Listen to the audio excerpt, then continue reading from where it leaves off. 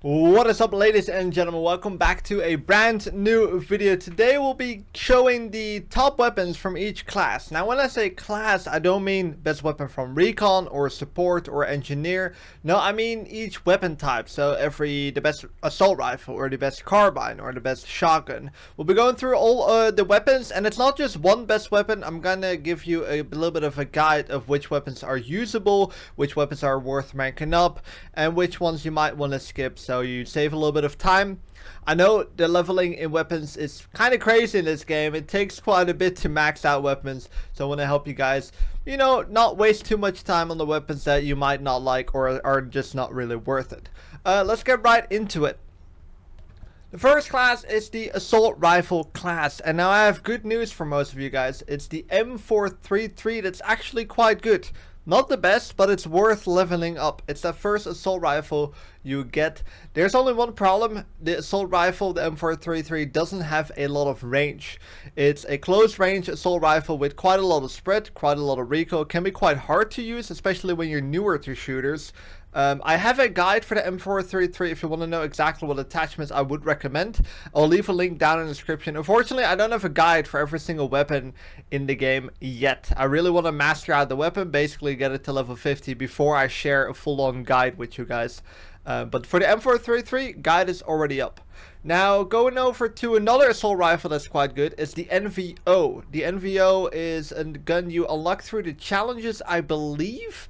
It's just a very consistent, versatile weapon that's kind of usable on any map. It has pretty good range, it kills pretty quick up close, it's 33 damage with a rate of fire of 654, basically 3 shot. Usually when you see 33 damage, it doesn't do 99 damage, but it actually does 33.5 damage. It actually 3 shot kills players up close. MVO is one of those weapons. Very good.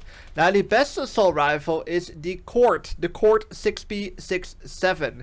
This is a very consistent weapon with a 900 rate of fire. It's the highest rate of fire out of all the assault rifles that you have. However, it does 20 damage, so yes, you need to 5-shot kill, but with that 900 rate of fire, you do that pretty quickly.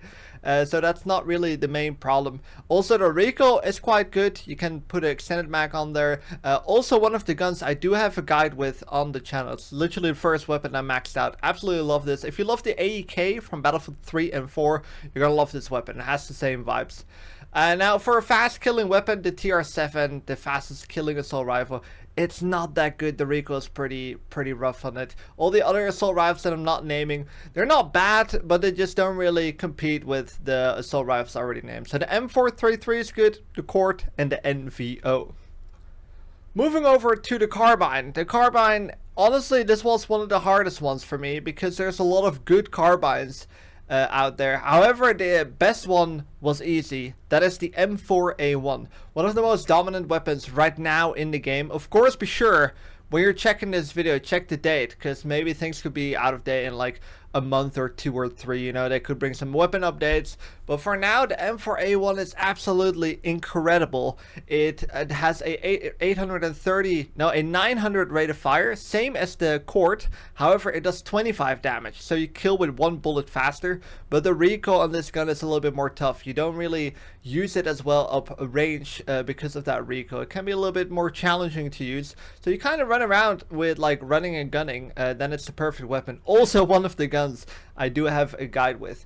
Now, other carbines worth using are the M277, a super consistent weapon. The only down part is the mag size. You can get up to 25 bullets. I did not use that. I used the 20 round bullets. I still need to check out really what attachments are good, but it's a very consistent weapon, very good to use. Now, one of the guns that surprised me, and this one is worth unlocking, however you have to do the challenges, is the SG553R.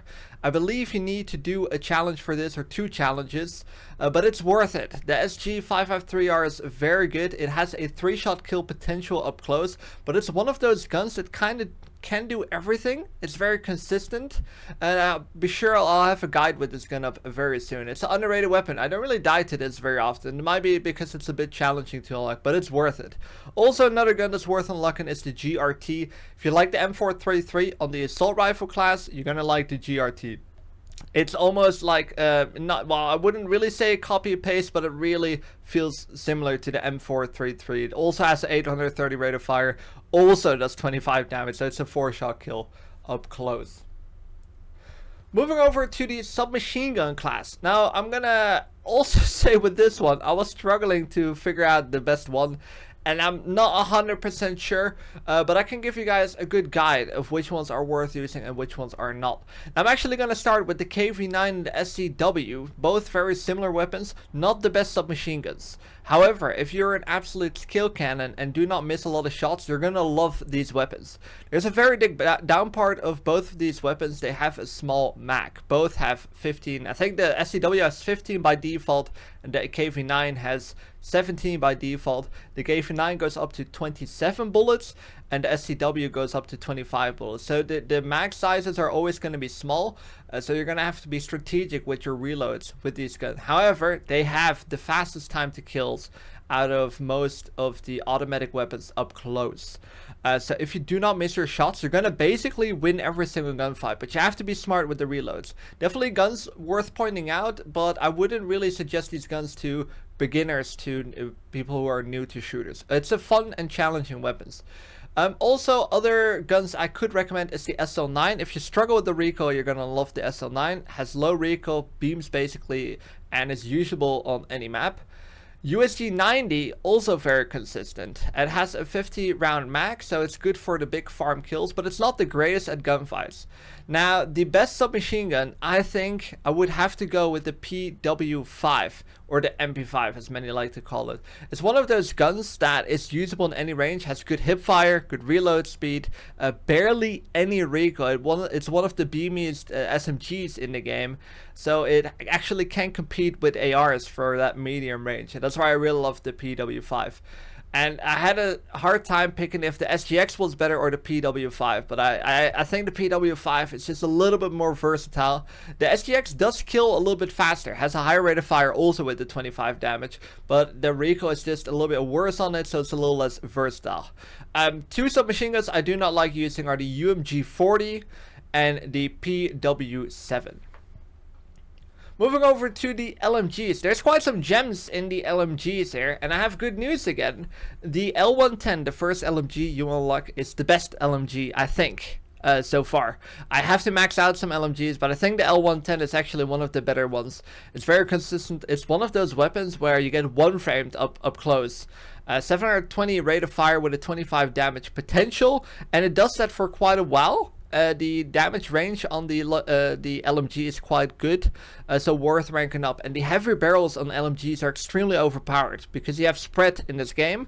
Basically, with heavy barrels, what happens is when you start shooting for prolonged periods, your accuracy is going to get more accurate, so you're going to get less accuracy. So instead of tap firing with LMGs, you want to start spraying with LMGs because your bullets will literally start flying where you're actually aiming.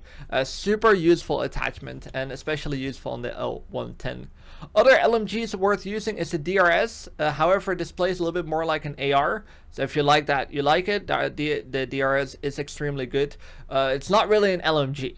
That doesn't really mean it's a bad gun though. But if you're looking for an LMG, the DRS might not really give you that feeling. But a very, very good gun. The M123K is probably one of the fastest killing LMGs, but you're going to see that in the recoil. So, you know, you need to play a little bit more aggressive with this. But within that mid to close range gunfights, you're going to be beaming with this gun. It is a little bit slow though. And the last LMG I could recommend is the M240L. You have to do challenges for this, but you can do up to, you can do 3-shot kills, which is insane for an automatic weapon, and it can go up to 100 max. So technically, of course, it's going to be very hard to do this, but you could technically kill about, you know, 33 players with 1 mag, which is insane. That number is absolutely insane. There's not many guns that could do that with individual bullets. So the M240L is worth unlocking. It's a very satisfying weapon to use. Moving over to the DMRs, there's 2 DMRs I would recommend. They're quite different in the playstyle. I have a hard time picking which one's best. It's very situational. So I would either go with the SVK, which is more for the longer range. It 2-shot kills up to 100 meters, I believe, maybe even further. And you have an 11-round mag, so you can potentially kill 5 players with 1 mag. And the other DMR that I would recommend is the M39 EMR. It's very good. If you have a good trigger finger, it goes up to the 250 rate of fire. It could go even faster. I'm pretty sure with the right barrel. I'm not 100% sure.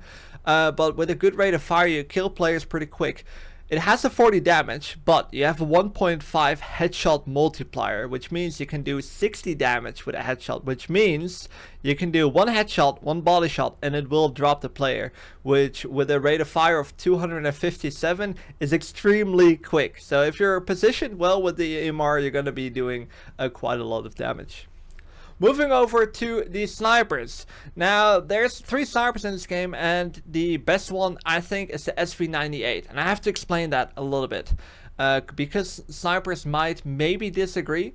But with the map sizes we have right now at the start of the game, it's all quite close quarters. And the best close quarters sniper in the game is SV98. The reason for that is the sweet spot range. If you didn't know, Battlefield 6 snipers have a sweet spot range where basically you don't only have to hit the headshot. If you hit the player within that range for a chest shot, it's also a 1-shot kill. For the SV98, the range is 50 to 90 meters. So if the enemy player is within that range from you, it will be a 1-shot kill. And in Battlefield 6, a lot of those gunfights are going to be within that range. With the SV98, you're going to be killing a lot of players with a good rate of fire. It's just quite good. The PSR and the M2010 are also very good snipers. The M2010 has an extremely good bullet speed, so it's easy to hit headshots with. The PSR has a very long 1-shot range for the longer distance. So both very good snipers, but for the maps that we have right now, the SV98 is just the best. Moving over to shotguns, I would recommend the pump shotgun, the M87A1, the first shotgun you have. The M1014 actually quite good, especially when you unlock slug rounds. The last shotgun, you have to do challenges for this, and I feel like it's not the most effective shotgun for now, because you can get a 1-shot kill with it. It's semi-automatic. There is only one big downfall, is that it's a 1-shot up close, and kills become quickly a 2 to 3-shot kill. With an 8-round mag, this is not super effective. You're going to be reloading a lot. You're going to be killing maybe 2, maybe 3 players with 1 mag before reloading. So I feel like the M1014 and the M87 just have that higher 1-shot potential over the 18.5 KS semi-auto shotgun. That's going to be it for this video. Hopefully it was useful. Be sure to subscribe to the channel if you haven't yet. We're getting very close to 250,000 subscribers. And I hope to see you guys in the next video.